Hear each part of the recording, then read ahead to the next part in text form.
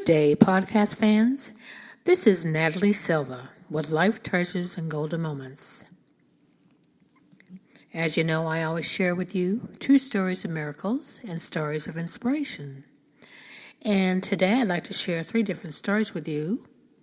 One on love, one on parenting, and one on life. The first story was authored by Terry Dobson, and it's called Another Way. And this is a story on love. The train clanked and rattled through the suburbs of Tokyo on a drowsy spring afternoon. Our car was comparatively empty. A few housewives with their kids in tow, some old folks going shopping. I gazed absently at the drab houses and dusty hedgerows.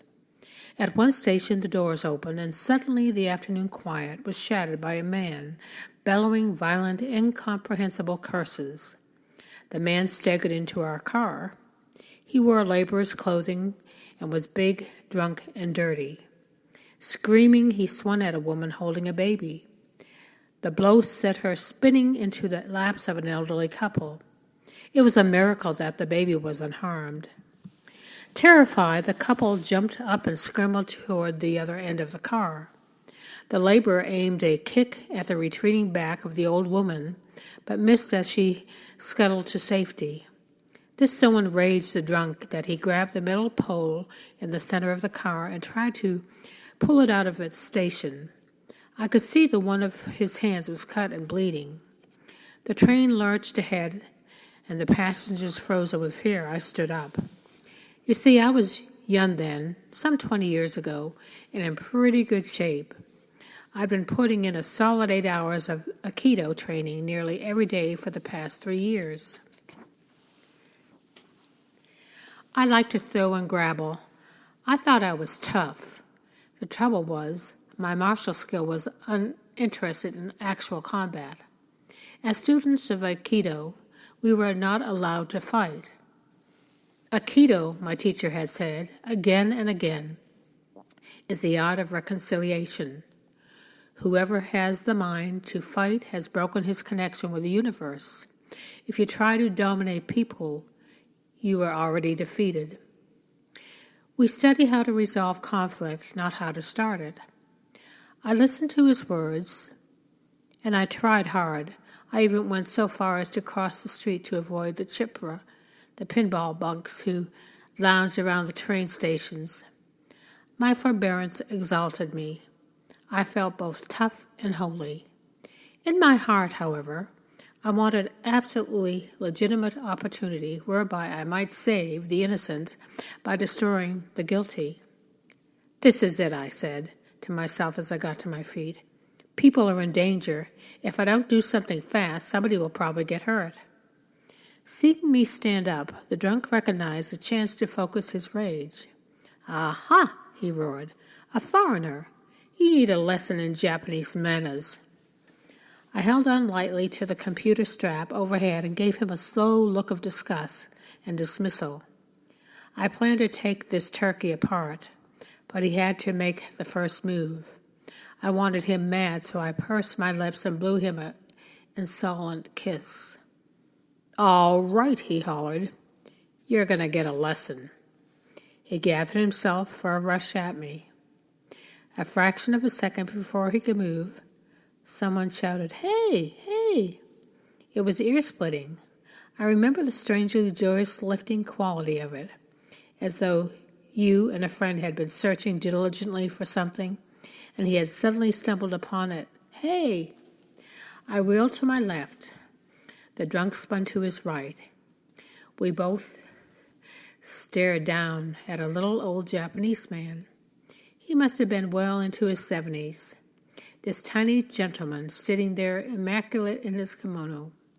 He took no notice of me, but beamed delightfully at the laborer, as though he had a most important, most welcome secret to share. Come here, the old man said in an easy voice, beckoning to the drunk.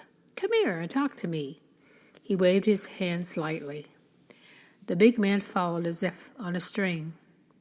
He planted his feet belligerently in front of the old gentleman and roared above the clacking wheels.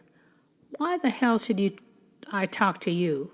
The drunk now had his back to me. If his elbow moved so much as a millimeter, I'd drop him to his socks. The old man continued to beam at the laborer. "What you been drinking?" he asked, his eyes sparkling with interest. "I've been drinking sake," the laborer bellowed back, "and it's none of your business." Flecks of spittle spattered the old man. "Oh, that's wonderful," the old man said. "Absolutely wonderful. You see, I love sake too. Every night, me and my wife, she's 76, you know, we warm up a little bottle of sake and take it out into the garden, and we sit on the old wooden bench. We watch the sun go down, and we look to see how our persimmon tree is doing. My great-grandfather planted that tree, and we worry about whether it will recover from those ice storms we had last winter. Our tree has done better than I expected, though, especially when you consider the poor quality of the soil. It's gratifying to watch when we take our sake and go out to enjoy the evening. Even when it rains," he looked at the laborer, his eyes twinkling. As he struggled to follow the old man's face, his face began to soften. His fist slowly unclenched. "Yeah," he said, "I love parmesans too." His voice trailed off. "Yes," said the old man, smiling, "and I'm sure you have a wonderful wife." "No," replied the laborer. "My wife died." Very gently swaying with the motion of the train, the big man began to sob. "I don't got no wife. I don't got no home. I don't got no job. I'm so ashamed of myself." Tears rolled down his cheeks. A spasm of despair rippled through his body. As I stood there in my well-scrubbed, youthful innocence, my make this world safe for democracy righteousness, I felt dirtier than he was. Then the train arrived at my stop. As the doors opened, I heard the old man cluck sympathetically. My, he said, "this is a difficult predicament, indeed. Sit down here and tell me all about it." I turned my head for one last look. The laborer was sprawled on the seat with his head in the old man's lap. The old man was softly stroking the filthy, matted hair. As the train pulled away, I sat down on a bench in the station. What I had wanted to do with muscle had been accomplished with kind words. I had just seen Aikido in action, and the essence of it was its love. I would have to practice the art with an entirely different spirit. It would be a long time before I could speak about the resolution of conflict. The next story I'd like to share with you is on parenting, and it's called The Legacy of Love, authored by Bobby Gee.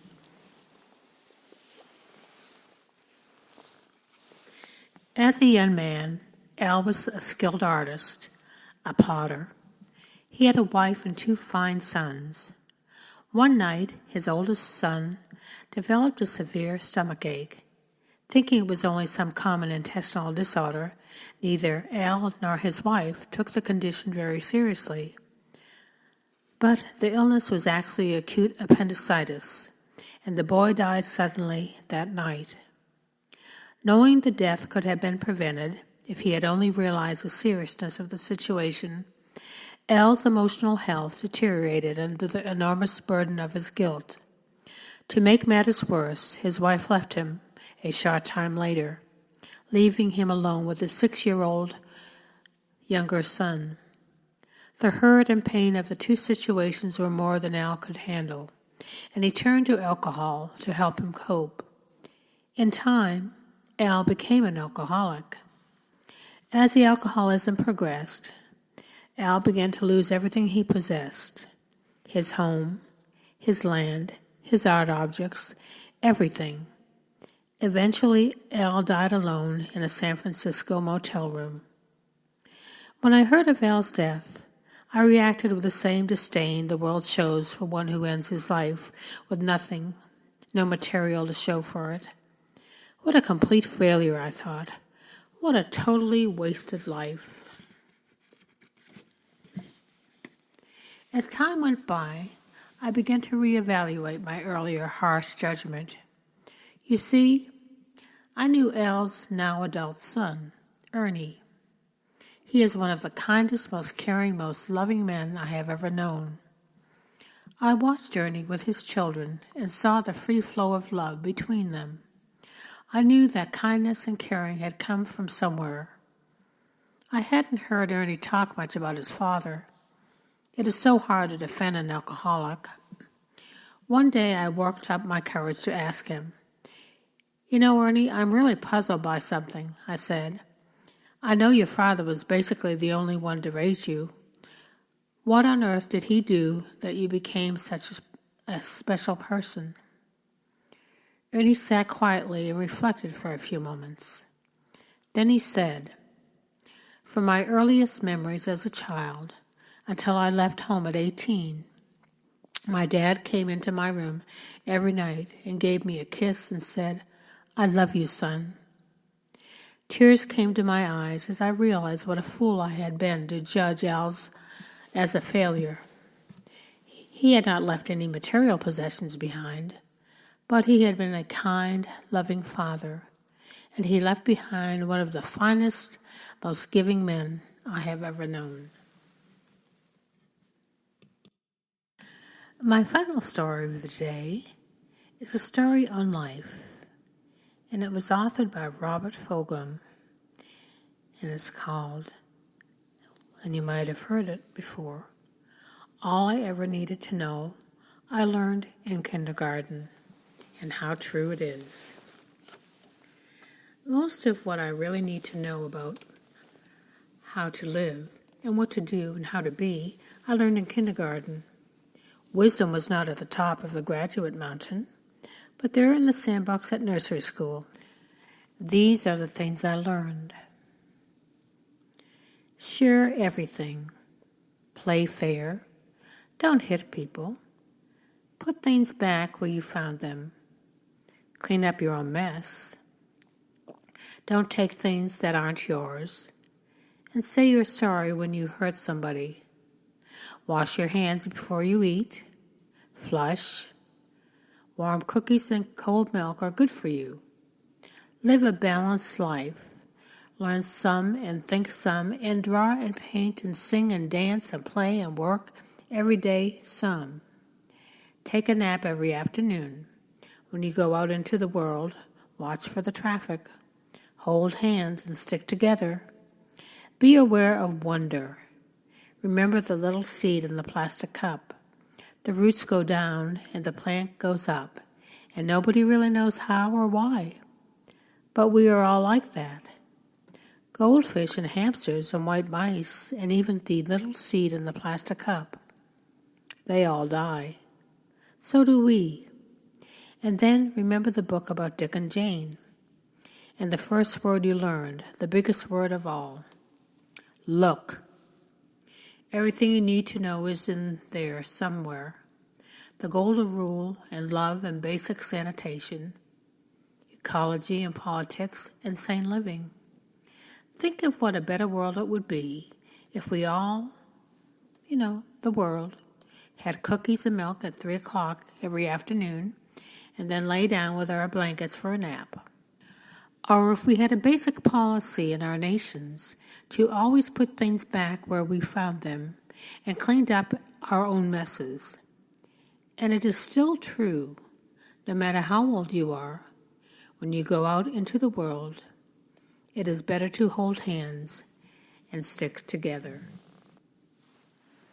I trust that you enjoyed our stories today, and it will give you inspiration as you travel each day on your life's journey. This is Natalie Silva with Life Treasures and Golden Moments, wishing you a beautiful day and a beautiful week. Take care, and until next time, may God bless.